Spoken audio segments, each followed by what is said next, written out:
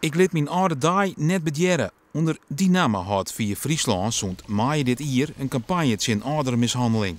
Een screenend probleem. Alle jaren is op zijn meest 1 op de 20 ouderen slachtoffer van mishandeling. Nou schrik ik niet zo heel snel meer, maar ik ben er wel van geschrokken.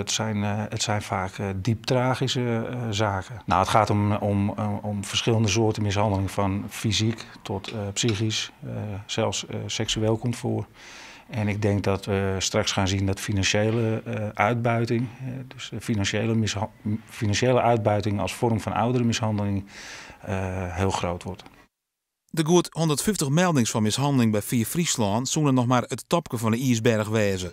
Want een soort ouderen door er net hoe te praten. De ouderen die zitten vaak in een hele afhankelijkheidspositie. Ook naar de pleger toe.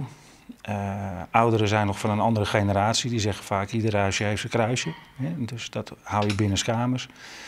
En lang niet alle ouderen zijn in staat om zelf melding te doen. Dus iemand anders moet het eigenlijk voor ze doen.